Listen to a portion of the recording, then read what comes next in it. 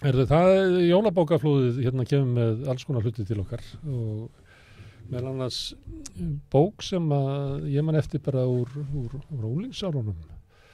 Gift eftir Tove Ditlevsen. Það var svo að hitta eitthvað svona gamlan kunningja. Já. Þú þýddir, þetta nýþýðing. Þetta glæný þýðing. Hún var gefin út í gamla daga. Hún var gefin út 71. Þannig að þú hlýtur að fundist að þessi bók ætti eitthvað rosa erindi til okkur.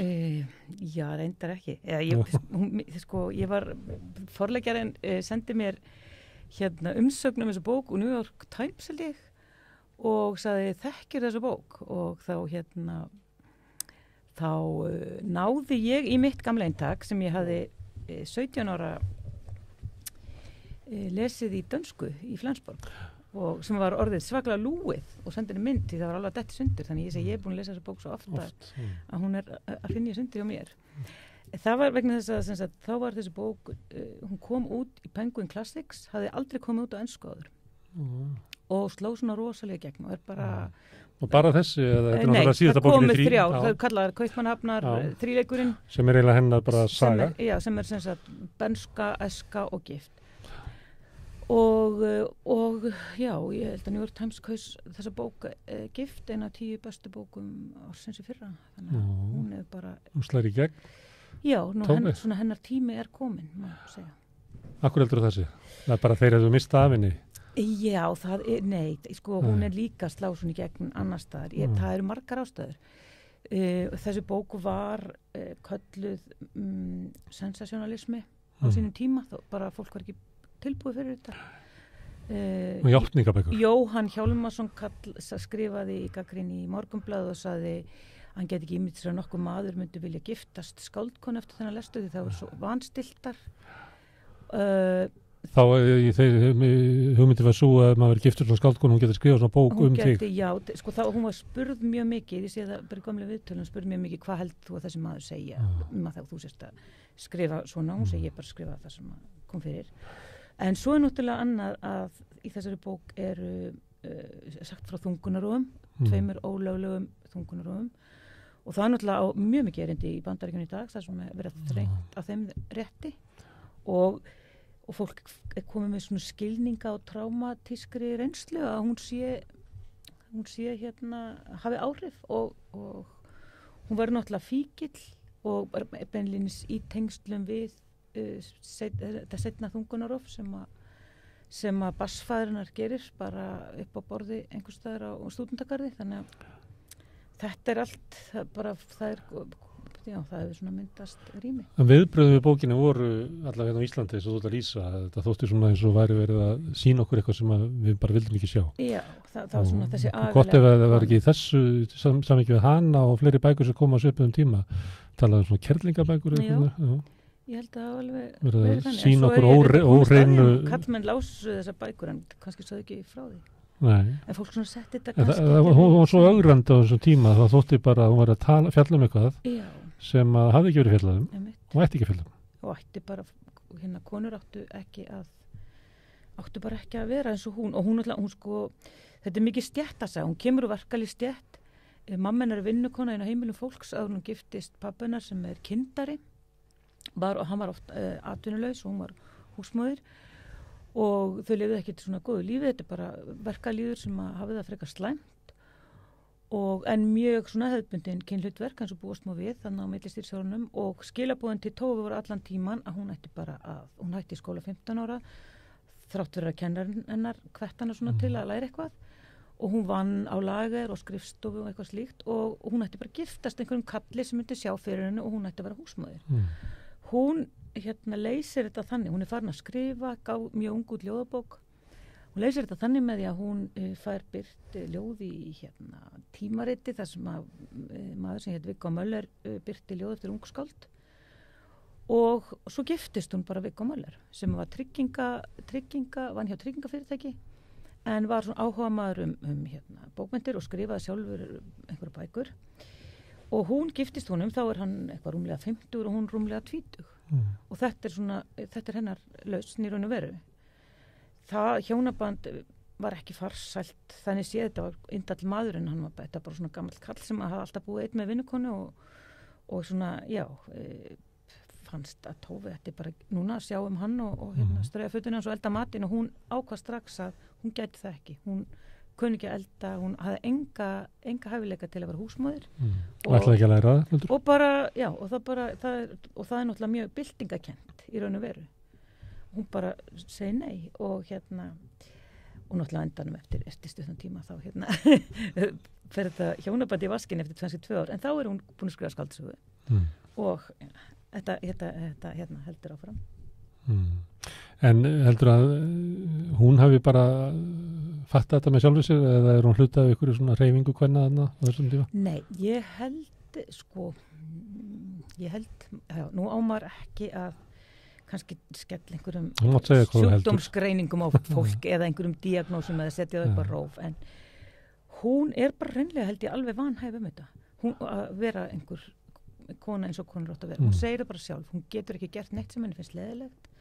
Hún er volað svona utan við sig á dreymin og eiginlega henni finnst eina skipti sem hún svona finnur sjálfa sig þegar hún er að skrifa. Þá einbeitur hún sér, þá er ekkert sem truflar hana. Þannig að hún hreinlega bara gerir kvennabyltingu eiginlega bara út af persónulegum ágöllum sínum. Eins og Halldór Laxness. Það þarf einhver bara að ringja bjöllu þegar maturinn er til. Þannig að, og það er náttúrulega fer ekki vel fyrir henni þannig séð, menn hún náttúrulega verður ófrísk eignast barn með öðrum manninu sínum, svo gerir þetta aftur og þá fyrir hún að leita allra leiða til að losa sig við það fóstur og það drekka ólefjan og alls konar sem að mamma hennar hérna reynir að hjálpa henni og svo gengur hún á milli lækna, hittir einn sem segir að jörðin sé að brenna undir sér þannig að þorir ekki, hann er greinlega verið að stunda þetta og enn á finnur loksins eða já, svona eiginlega svindlar sér í hérna þungunarof og svo gerist þetta aftur og þetta er, já, en hún eignast sem sagt samt 3 börn og ættleiðir síðan dóttur eins mannsins síns, það sem að gefur henni fyrst bútalginn sem er hérna lífið sem hún verður fíkill eftir og það er líka alveg, sko, þetta velta vengum með því bæði svona hvort að hún á einhverja svona traumatíska reynslu að baki sem hún segir náttúrulega ekki allt en einhvern veginn bara leið og hún fær þetta morfinskylda lyf þá er hún það er bara eitthvað svona sem að hérna róar hana einhvern veginn, hún segir bara hún finnur bara einhvern veginn hvernig hún svona hérna, nú líður mig vel og síðan verður það bara eilíða barða hún er svona, já hún endar, sko, hún var á hérna 30 lendur hún á hérna eftir þessar hörmurungar í sínu 3. hjónabandi með þessum lækni þá endar hún í Óringi þarna í Vordingborg í risastóru geðsjúkrahúsi þar sem að Helgi Tómasson vann meðal annars áður en hann kom til Íslands og þangað sem margir Íslendingar voru sendir risastór, ég held að það fyrir 500 sjúklingar á hverjum tíma og svo er hún bara inn og út af þessum stofnum og kann í raun og verið vera bara vel við sig inn á einhverju svona stofnum þar sem hún getur bara verið að skrifa og láta hugsa um sig þó hún gerir náttúrulega margt annað lífið gerir ekki ómikla kröfur á hana já, þú veist, hún er ekki hún bara getur ekki verið svona kona eins og konur á hennar tíma áttu að vera en hún varð aldrei hérna handgengin einhverjum rauðsokkum eitthvað þó hún hefði alveg geta, þú veist, hún var ekki svo manneskja sko, þannig að hún svona var, já, bara ein einhvern veginn daldið. Þegar hún er á myndir líka heita bara geðveikrahæli á sín tíma, er það út af því að hún er vímuefnasjúklingur eða er það út af trámanum sem hún gengur með? Sko, maður veit það ekki, hún sko það er náttúrulega hvort tvekja að einhverju leyti en það hlýtur að vera sko. En já, hún er náttúrulega af því að hún er þunglind og hún misnota líf og hún falsa lífseðla og gerir allt mögulegt og reynir að fyrirfæra sér aftur og aftur, þangað til henni tókst það þegar hún er innan við 60. Ég var að tala við Sofíu Birgisdóttur hérna í gær, hún var að þýða bók eftir Virginíu Woolf sem að fyrirfósa líka. Þetta er svona vika sorgmætra kvenna já, einmitt þetta er, nei ég meina það er alveg mikið núna rannsóknir í gangi, það voru konur sem margar sem kannski voru svona svolítið eins og hún. Það eru sænska listakonur sem hefur verið skrifum og svona, það eru hreinlega sendar bara í lóbotómíu sem að bara pössuðu hvergi inn í og það var bara allt sem að var ekki svona hendað ekki, var ekki eins og kona, munstri sem kona átt að vera inn í var kvannlegt einhvern veginn eða eitthvað sem það var bara geðveiki einhvern veginn. Og notuðu þessi aðferð til þess að bara drepa niður í fólki. Algjörlega. Fyrir þá sem ekki vita þá er eiginlega rekin bara pinni nefið á þér inn í framheilan og hrættar í. Þangað til þú verður stilt. Og þetta var gert við ótrúlega margt fólk með þessi eitthvað á annað 100 Íslendinga og fleiri konur en kalla. Já. En þetta Tove, hún er náttúrulega mikilhæfur rithöfundur. Já. Hún er bara alveg stórkostlegur rithöfundur og þetta er bara, mér finnst allt sem hún skrifar alveg svakalega vel gert. Hún er með mjög sérstaka rödd, einlæga en samt ekki neitt svona, ekki barnalega beint, heldur svona, hún svona fallega og einlæga. Hún skrifaði mikið af ljóðum, hún þótti aldrei kannski, hún var aldrei svona samþykkt af akademíunni af því að hún var ekki módernismi á tímum módernismas en hún er samt alveg bæði sem ljóðskald og sem prósahöfundur algjörlega með sína eigin rödd og hún er kannski ekki modernisti eins og maður tekur kannski eitthvað bara T.S. Eliot eða eitthvað og fyrir að bera það saman en hún er alveg með sinn stíl og líka, hún var ofsalega vinsæl hjá alþýðu, hún seldist vel, hún vann fyrir sér og hafði það mjög gott þannig séð og með hvað hún skrifaði 37 bækur. Það er svona persóna í dönsku samfélagi. Hún svaraði lesendabréfum í einhverjum af þessum dönsku glansblöðum, Familjesjournalen kannski og þau voru gefin út fyrir nokkrum árum og hún er rosalega svona kaldhæðin og stundum svona hugsa maður bara hvað ert að segja kona sem er að skrifa henni kannski þú veit á ég skiljaði manni minn hann er eitthvað svona ómögulegur hún bara nei reyndu nú bara að vera með þessu manni það er ekkert betra fyrir að laus við hann þá ertu bara að sjá fyrir þig sjálf og svona manni finnst þetta alveg svona bara en þetta gerði hún og hún var svona eins og hún segir það reyndar líka í Gift hún var erfið svona frá mömmu sinni segir hún var svona snögg upp á lagið hún lýsir þér reyndar ekki hún er alltaf að lýsa sjálfur sér sem svona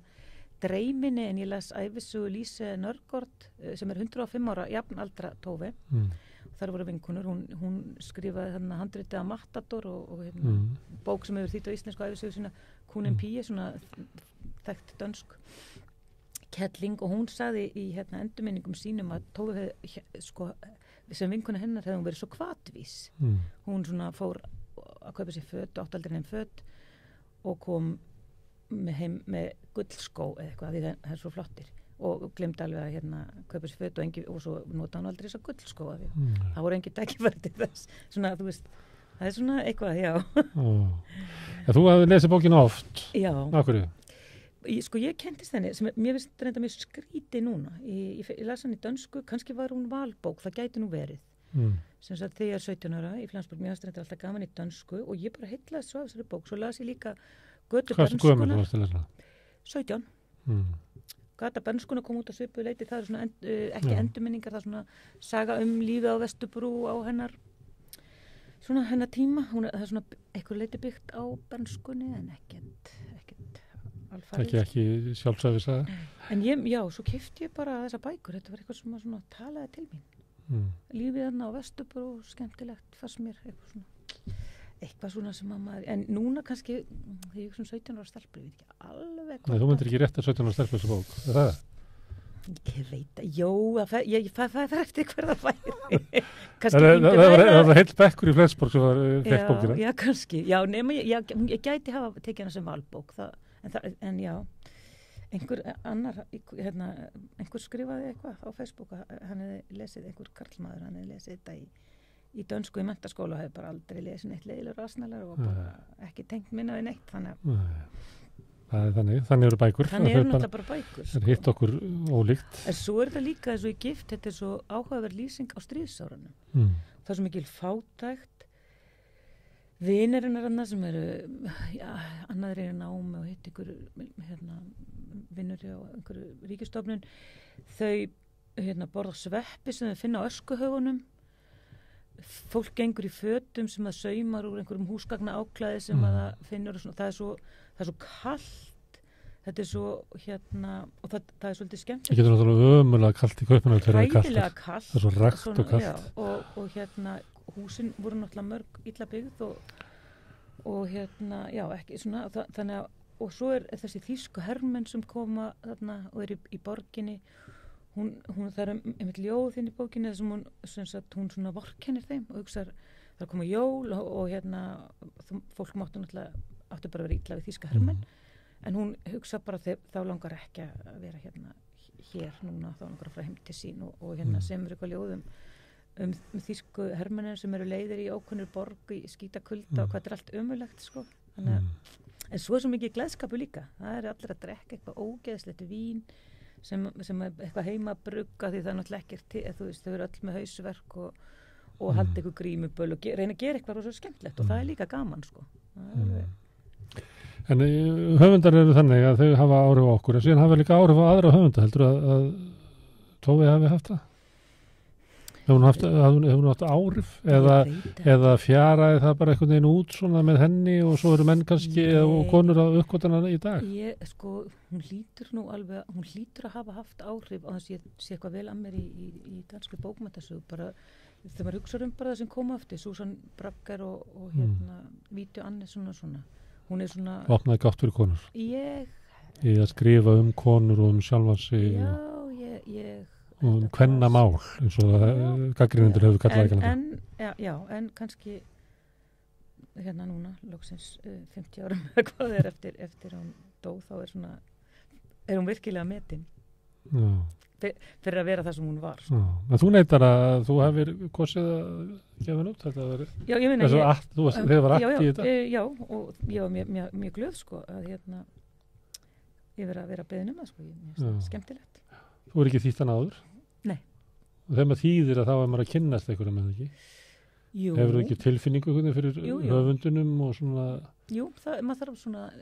Það var hugmynd hver það er. Já, það er alltaf líka betra bara svona þegar maður er að þýða einhvern tengslum við persónuverksins svona sem er mjög auðvelt í þessari bók. Og en þú hefði þá lesið hana og...